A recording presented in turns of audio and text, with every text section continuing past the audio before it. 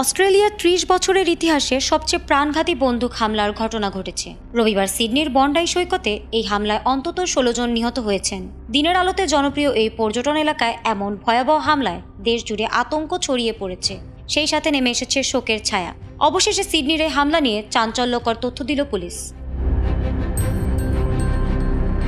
জানা গেছে, প্রাণঘাতী এই হামলায় হামলাকারীদের একজন ছিলেন ভারতীয় নাগরিক। ভারতীয় ওই হামলাকারীর নাম সাজিদ আকরাম, যার বয়স ৫০ বছর। এ সময় হামলায় তার সঙ্গে অংশ নেন তার ছেলে নাভিদ আকরামও। এই হামলায় সাজিদ সহ মোট ১৬ জন নিহত হন।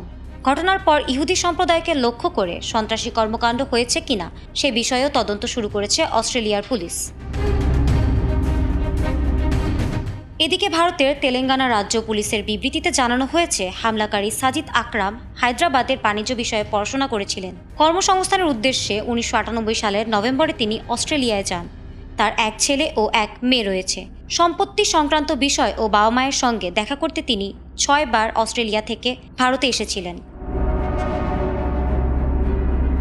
ভারতীয় পুলিশ আরও জানিয়েছে, সাজিদের পরিবার তার কোনো উগ্রপন্থী চিন্তাধারা সম্পর্কে অবগত ছিল না। ভারত ছাড়ার আগে তার বিরুদ্ধে কোনো নেতিবাচক তথ্য পাওয়া যায়নি।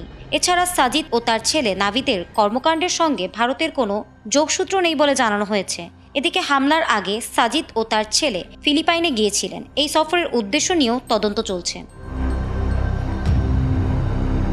গত রবিবারের ওই বন্দুক ভয়াবহ হামলায় সবাই যখন আতঙ্কিত হয়ে জীবন বাঁচানোর জন্য মরিয়া হয়ে ওঠে, ঠিক তখন হামলাকারীর উপর ঝাঁপিয়ে পড়েন একজন মুসলিম ফল বিক্রেতা। নিজের জীবন বাজি রেখে লড়াই করেন হামলাকারীর সঙ্গে, যার ফলে বেঁচে যায় বহু মানুষের প্রাণ।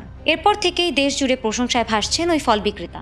এমনকি অস্ট্রেলিয়ার প্রধানমন্ত্রী অ্যান্থনি আলবানিজও তার সাহসিকতার প্রশংসা করেছেন। Desk report, ATN Bangla.